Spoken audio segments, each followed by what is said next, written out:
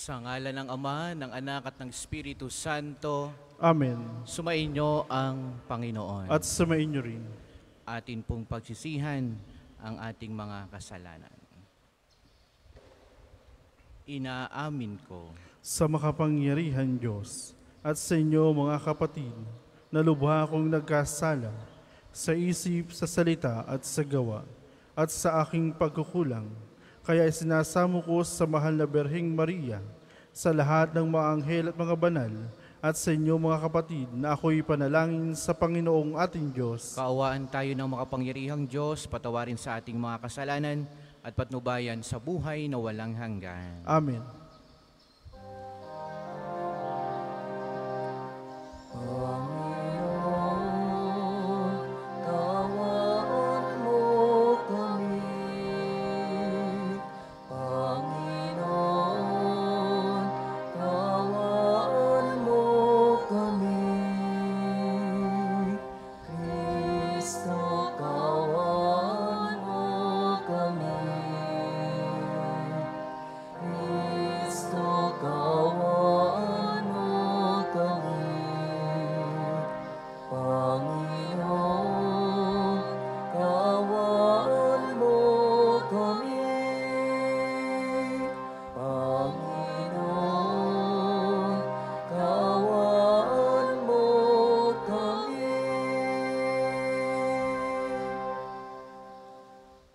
Manalangin tayo.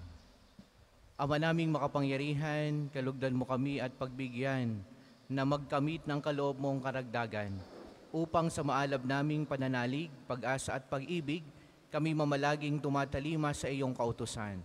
Sa pamagitan ni Kristo kasama ng Espiritu Santo, magpasawalang hanggan. Amen.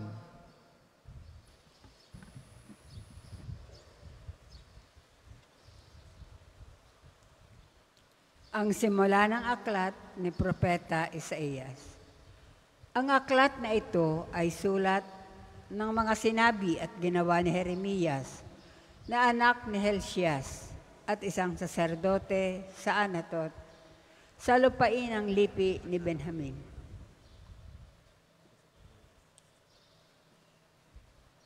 Alin? Hindi ko ngayon Merkulis.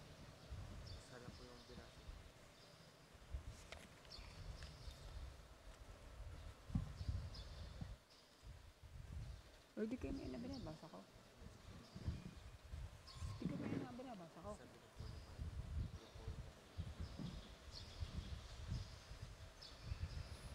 Sinabi sa akin ng Panginoon, pinili na kita bago ka ipinaglihi upang maging propeta sa lahat ng bansa. Sinabi ko naman, Panginoon, hindi po ako marunong magsalita. Bata pa po ako. Subalit, sinabi niya sa akin, huwag mong sabihing bata ka. Sinusugo kita, kaya't humayo ka. Ipahayag mo sa lahat ng aking mga iniuutos sa iyo.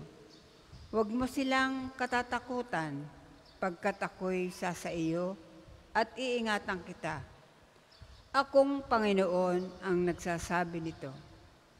Pagkatapos, iniunat ng Panginoon ang kanyang bisig. Hinipo ang mga labi ko at sinabi, Hayan, ibinibigay ko sa iyo ang dapat mong sabihin. Ibinibigay ko rin ngayon sa iyo ang kapangyarihan sa mga bansa't mga kaharian. Sila'y bunutin at ibagsak, lipulin at iwasak, ibangon at itatag. Ang salita ng Diyos. Salamat sa Diyos. Ang tugon po sa salmo, patuloy kong isasaysay ang dulot mong kaligtasan. Patuloy kong isasaysay ang dulot mong kaligtasan. Sa iyo lang, Panginoon, lubos akong nananalig. Huwag mo akong pabayaang mapahiya at malupig. Tulungan mo ako ngayon, yamang ikaw ay matuwid. Ako sana ay sagipin, sa daing ko ay makinig. Patuloy kong isasaysay ang dulot mong kaligtasan. Ikaw nawa ang maog ko at ligtas sa kakanlungan, matatag na kublihan ko at matibay na sanggalang. Sa lahat ng masasama, O Diyos, ako'y ipaglaban. Sa kuko ng mababagsik, huwag mo akong pabayaan. Patuloy kong isasaysay ang dulot mong kaligtasan. Panginoon, sa iyo ko inilagak ang pag-asa. Maliit pang bata ako, sa iyo'y may tiwala na. Sa simula at mula pa, wala akong inaasahang mag-iingat sa sarili, kundi tanging ikaw lamang. Kaya naman ikaw, poon, pupurihin araw-araw. Patuloy kong isasaysay ang dulot mong kaligtasan. Pagkat ikaw ay dakila, patuloy kong isasaysay. Maghapon kong ihahayag ang dulot mong kaligtasan. Sa pulpa sa pagkabata, ako'y iyong tinuruan. Hanggang ngayon sinasambit ang gawa mong hinangaan. Patuloy kong isasaysay ang dulot mong kaligtasan. Magsitayo po ang lahat.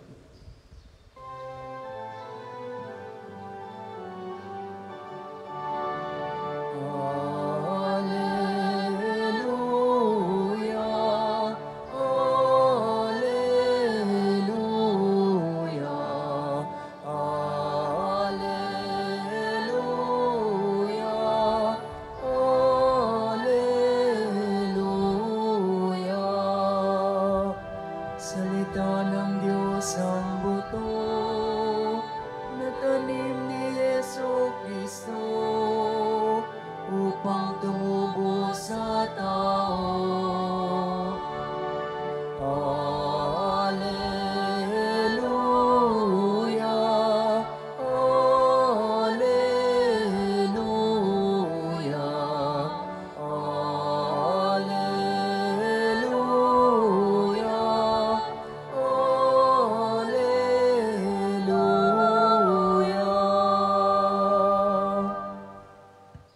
Sumainyo ang Panginoon. At sumainyo rin. Ang mabuting balita ng Panginoon ayon kay San Mateo. Papuri sa iyo, Panginoon. Noon ding araw na iyon, si Jesus ay lumabas ng bahay at naupo sa tabi ng lawa. Pinagkalipun-punan siya ng makapal na tao, kaya sumakay siya sa isang bangka at doon naupo. Nasa dalampasigan naman ang mga tao at nagturo siya ng maraming bagay sa pamamagitan ng mga talinhaga. May isang magsasakang lumabas upang maghasik. Sa kanyang paghahasik ay may binhing nalaglag sa tabi ng daan. Dumating ang mga ibon at tinuka ang mga iyon. May binhi namang nalaglag sa kabatuhan, sapagkat manipis lang ang lupa roon, sumibol agad ang binhing iyon.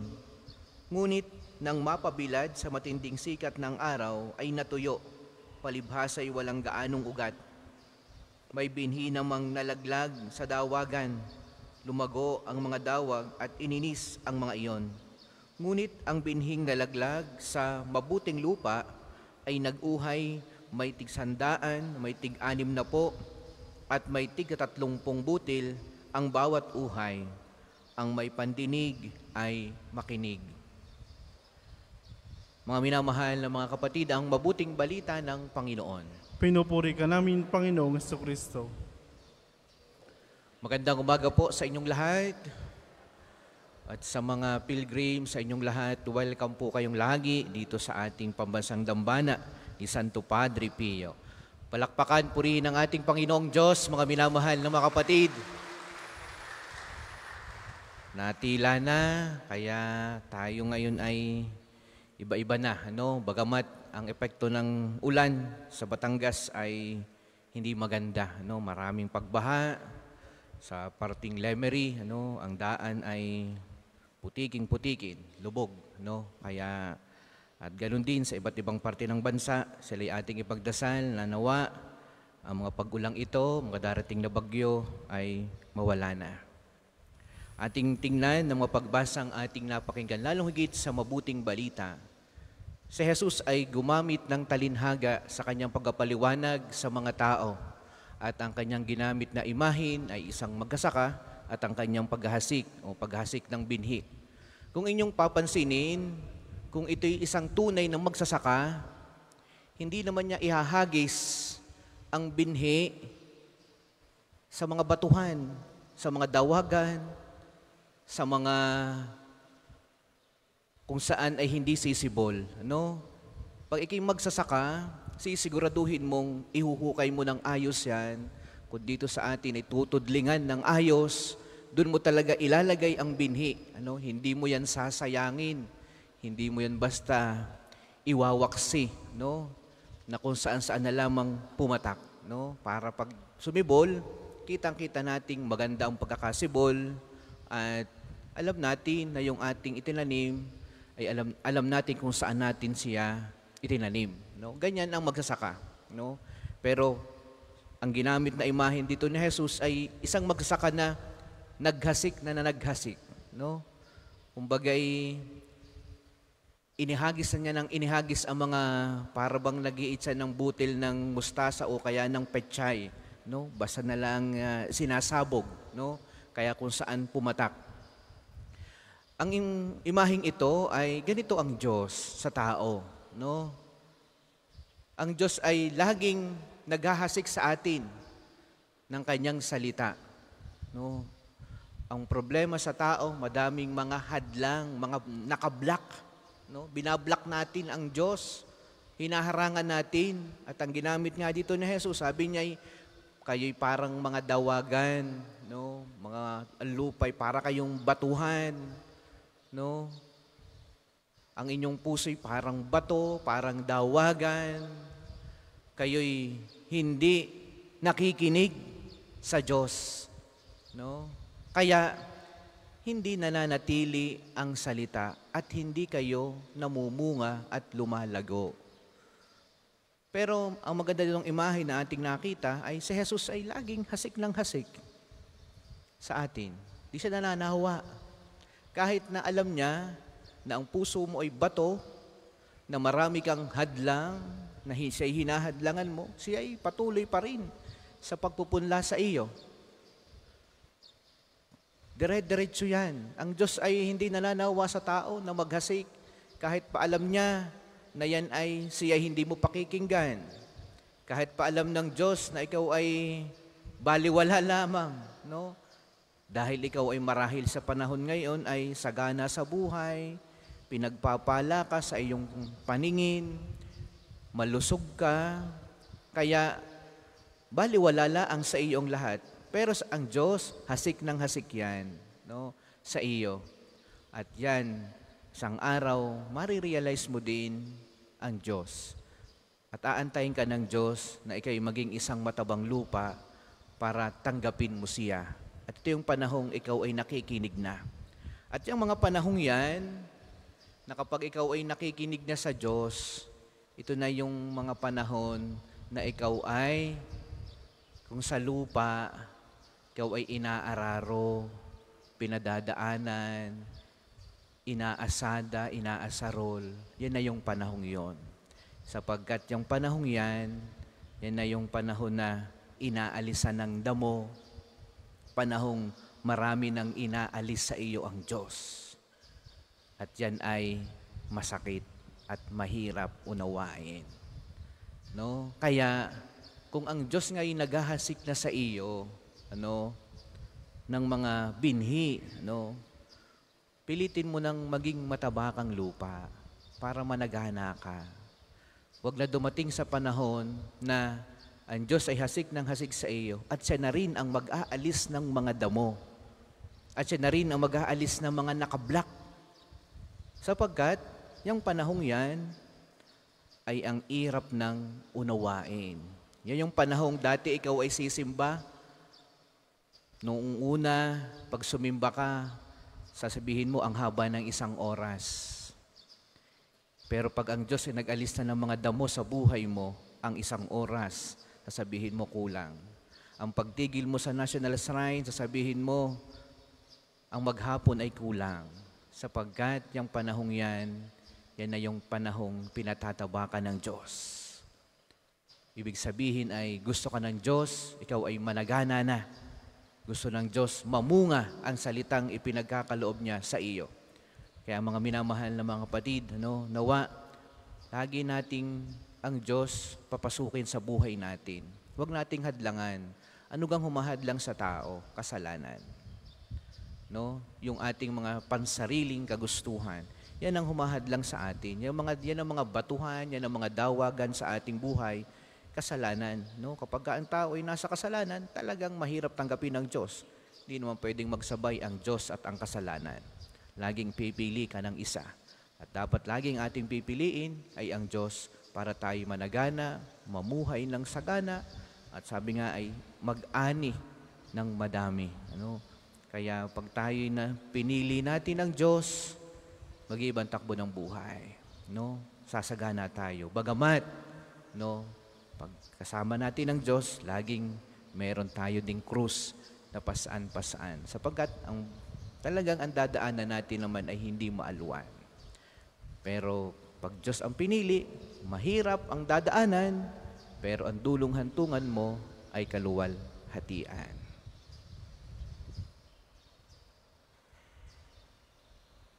Para po sa maghahandog ng sobre, pakihilog na lamang po sa buslo.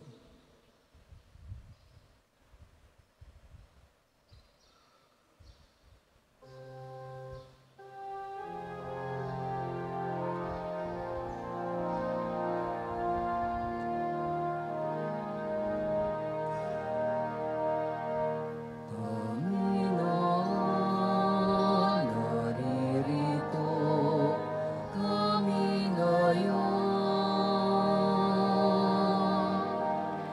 Naghahandog ng aming alay. Dala namin ang alak at tinapay na bunga ng aming pagsisikaw.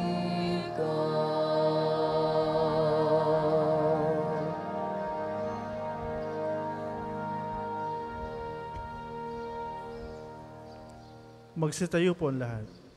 Manalangin kayo mga kapatid upang itong ating paghahain ay kalugdan ng Diyos amang makapangyarihan. Tanggapin nawa ng Panginoon itong paghain sa iyong mga kamay, sa kapurihan niya at karangalan sa ating kapakinabangan at sa buong sambayanayang banal. Ang manaming lumikha, lahat ng iyong mga paghahaing ipinag-utos noong araw ay iyong pinagtibay sa isang haing hantungan ng lahat. Tanggapin ang ginaganap ngayon ng iyong mga lingkod at basbasan mo ito ng kabanalang gaya ng iyong kaloob sa mga alay ni Abel na lubha mong ikinalugod upang ang mga handog ng bawat isang nagbigay para sambahin ang banal mong ngalan ay magkamit ng karagdagan mong kasiyahan sa pamagitan ni Jesucristo kasama ng Espiritu Santo magpasawalang hanggan. Amen. Sumainyo ang Panginoon. At sumainyo rin. Itaas sa Diyos ang inyong puso at diwa. Tinasa namin sa Panginoon. Pasalamatan natin ang Panginoong ating Diyos. Marapat na siya'y pasalamatan. Ama naming makapangyarihan, tunay ngang marapat na ikaw ay aming pasalamatan. Pinagbibigyan mong ito'y aming maihayag kahit na ito'y walang anumang maidaragdag sa kadakilaang sa iyong likas. Sa pagpupuri namin, ang nakikinabang ay kami ring iyong pinakikiharapan sa pamagitan ng iyong anak na minamahal. Kaya, kaysa ng mga anghel na nagisiawit ng papuri sa iyo ng walang humpay sa kalangitan, kami nagbubunyi sa iyong kadakilaan.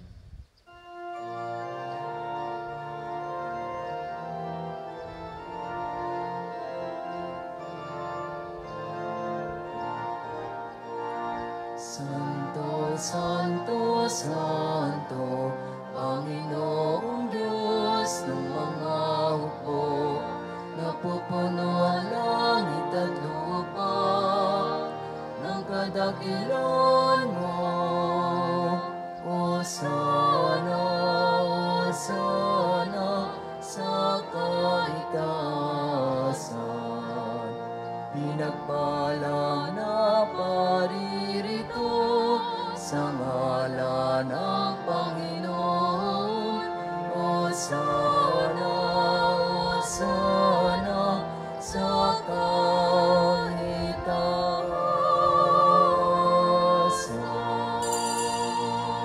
Kung hindi po kayang lumuhod ay manatili pong nakatayo na may paggalang. Ama naming banal, ikaw ang bukal ng lahat ng kabanalan, kaya't sa pamagitan ng iyong Espiritu, gawin mong banal ang mga kaloob na ito upang para sa amin ay maging katawan at dugo ng aming Panginoong Heso Kristo. Bago niya pinagtiis ang kusang loob na maging handog, hinawakan niya ang tinapay, pinasalamatan kaniya, pinagati-hati niya yon, iniabot sa kanyang mga alagad at sinabi, "Tanggapin ninyong lahat ito't kanin, ito ang aking katawan na ihahandog para sa inyo."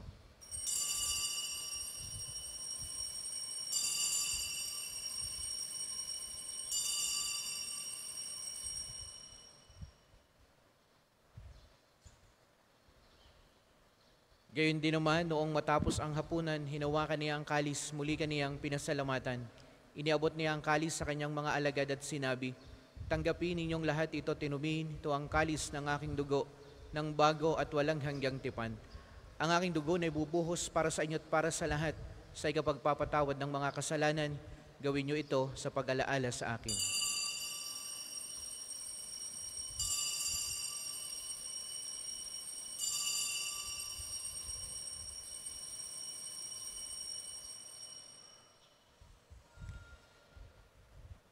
Ipagmunyi natin ang misteryo ng pananampalataya. Si Kristo'y namatay, si Kristo'y nabuhay, si Kristo'y babalik sa wakas ng panahon. Ama, ginagawa namin ngayon ang pag-alaala sa pagkamatay at muling pagkabuhay ng iyong anak. Kaya tiniaalay namin sa iyo ang tinapay na nagbibigay buhay, tangkalis na nagkakaloob ng kaligtasan.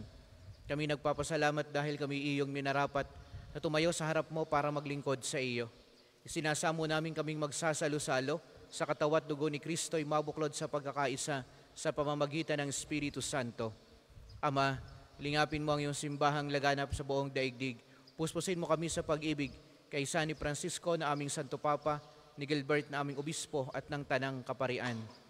Alalahanin mo rin ang mga kapatid naming nahimlay na may pag-asang sila'y muling mabubuhay, gayon din ang lahat ng mga pumanaw. Kaawaan mo sila at patuloyin sa iyong kaliwanagan. Kaawaan mo at paging dapatin kaming lahat na makasalo sa iyong buhay na walang wakas.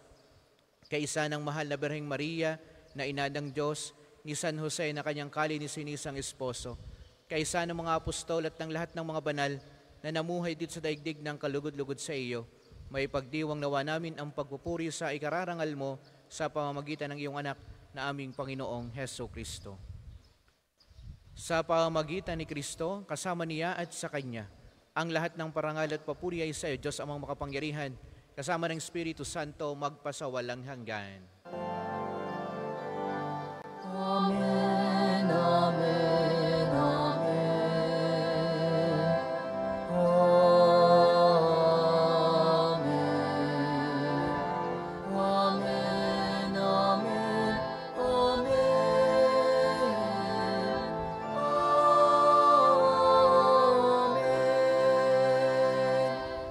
Sa tagubili ng mga nakagagaling na utos at turo ni Jesus na Panginoon natin at Diyos, pahayag natin ng lakas loob.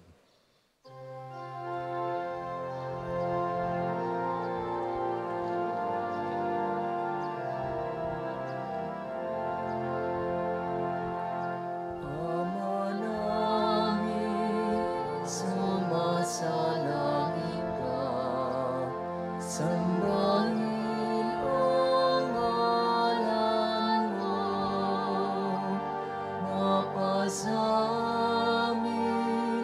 ang kaharian mo, sundin ang loob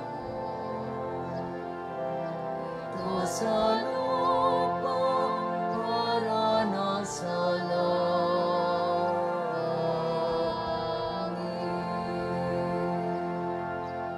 Bigyan mo kami ngayon ng aming kakanin sa araw-araw at patawarin mo kami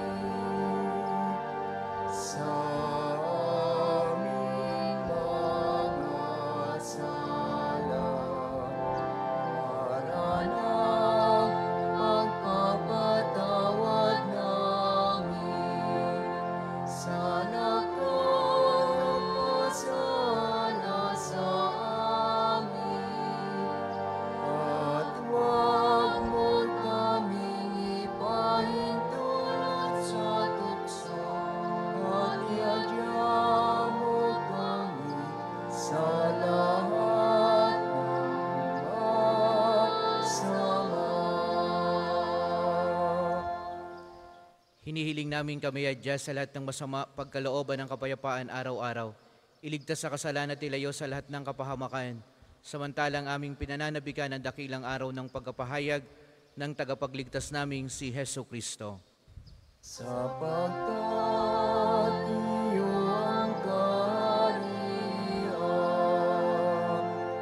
at ang kapangyarihan at ang kapurihan magpakailanman. Amen. Panginoong Jesucristo, sinabi mo sa iyong mga apostol, kapayapaan ang iniiwan ko sa inyo, ang aking kapayapaan ang ibinibigay ko sa inyo. Tunghayan mo ang aming pananampalataya at huwag ang aming mga pagkakasala. Pagkalooban mo kami ng kapayapaan at pagkakaisa ayon sa iyong kalooban, kasama ng Espiritu Santo magpasawalang hanggan. Amen. Ang kapayapaan ng Panginoon naway lagi pong sumainyong lahat. At sumain niyo rin. Magbigayan kayo ng kapayapaan sa bawat isa. Kordero ng Diyos na nag-aalis sa mga kasalanan ng sanlibutan, maawa ka sa amin. Kordero ng Diyos na nag-aalis sa mga kasalanan ng sanlibutan, maawa ka sa amin. Kordero ng Diyos na nag-aalis sa mga kasalanan ng sanlibutan, ipagkaloob mo sa amin ng kapayapaan. Kung hindi po kayang lumuhod, di manatili pong nakatayo na may paggalang.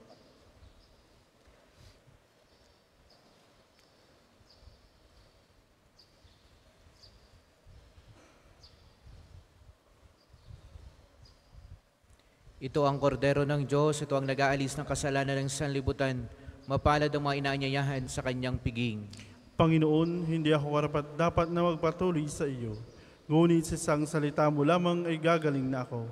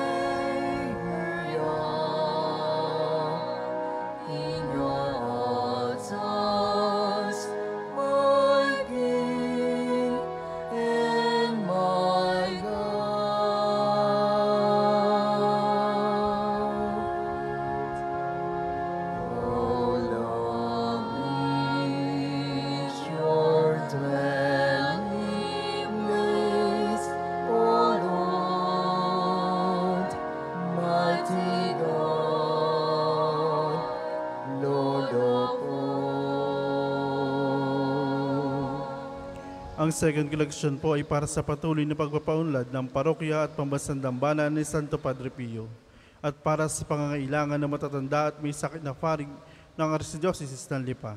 Salamat po sa inyong handog.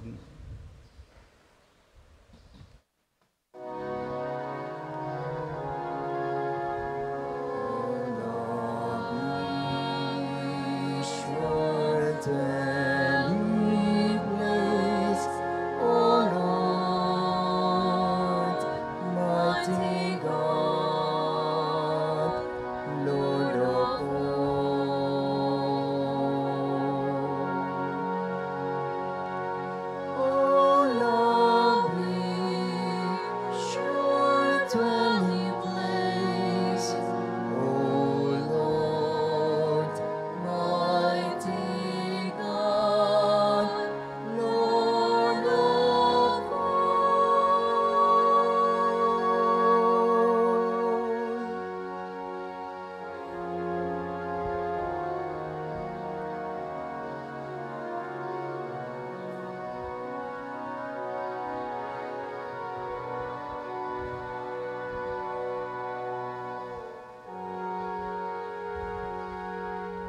Magsitayo po ang lahat. Manalangin tayo. Ama naming mapagmahal, manatili kang kapiling ng iyong sambayanan na ngayon pinapakinabang mo sa iyong sariling buhay at gawin mong kami pasulong na makahakbang mula sa dati naming pagkamakasalanan patungo sa pagbabagong nagdudulot ng iyong kabutihan. Sa pamagitan ni Kristo kasama ng Espiritu Santo, magpasawalang hanggan. Amen. Panalangin ng pagtitiwala kay Santo Padre Pio. Padre Pio, taga Pietrelcina, mongheng banal, pintakasing santo ng milenyong kasalukuyan. Gabay namin sa pagtahak sa landasing makalangit, takbuhan sa pangangailangan, huwaran ng pagtitiis. Sa iyo namin inilalapit aming mga kagipitan. Sa iyo po ibinibiling kalusugan at kabuhayan.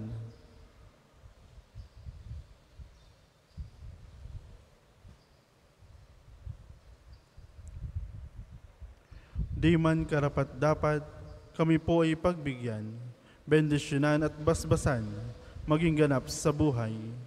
Lumayo nawa kami, umiwas sa kasalanan, lumapit lagi sa Diyos, maging matatag at matibay. Sa mabuting balita ng pagliligtas, turuan mo kami nawa, sa tuwina ay makinig, magnilay at sumampalataya. Amin pong pakiusap itong mga kahilingan, puso ay nagsisisi, nagtitikang taimtiman. Di na muling magkasala, sunod lagi sa Diyos Amang, kaisa ng Espiritu, at ni Jesus sa tagapamagitan. Amen. Magsiupo muna po lahat para sa ilang patalastas. Una, sa inyong pagdalaw sa pambansang dambana, mangyaring pakaingatan ng inyong mga personal na gamit. Hangad namin ng isang matiwasay at maayos sa pagbisita sa National Shrine. Ikalawa, sa paligid po ng simbahan ay makikita kayong QR code. Pakiscan po at pakilagay ng hinihinging detalye na tulong sa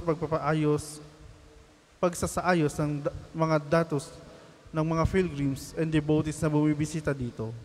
Asahan po ninyong sa pamamagitan ng batas ng Data Privacy Act of 2012 ay ingatan namin ang inyong mga private information. Ang inyong suporta ay malaking tulong sa pagtatagumpay ng proyektong ito.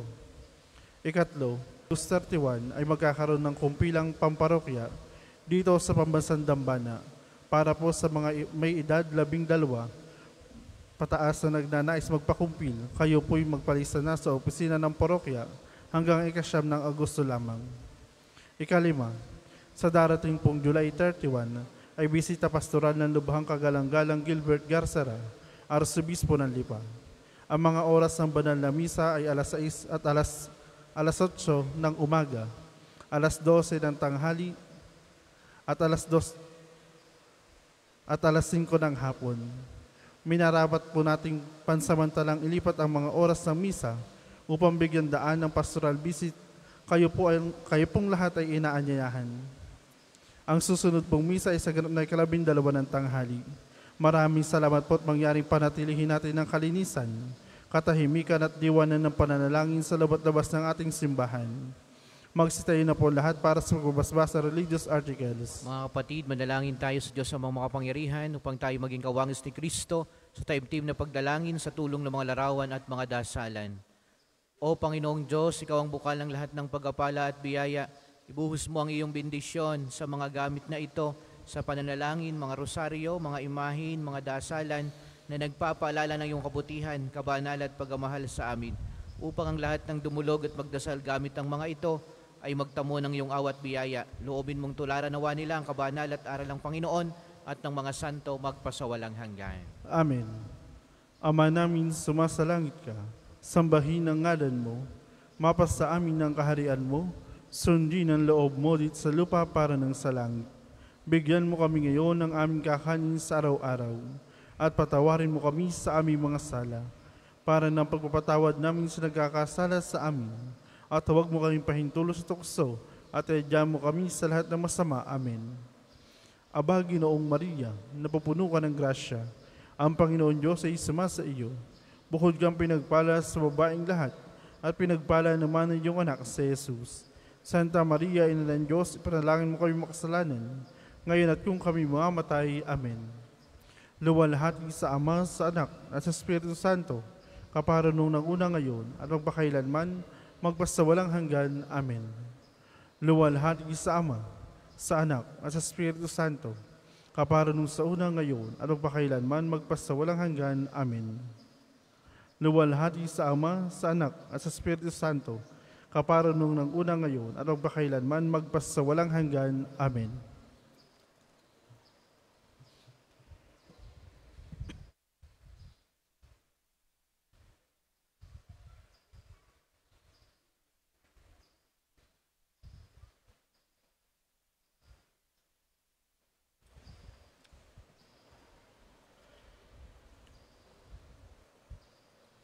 Sumainyo ang Panginoon. At sumainyo din. At pagpalain kayong lahat ng makapangyarihang Diyos, ang Ama, ang Anak at ang Espiritu Santo. Amen. Ang banal na misa ay naialay na humayo kayong lagi sa pag-ibig ni Kristo. Salamat sa Diyos.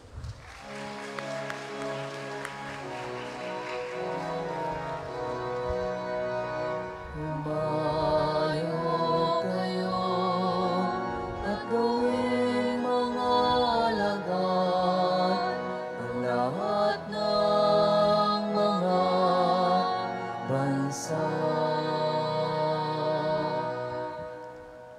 Ang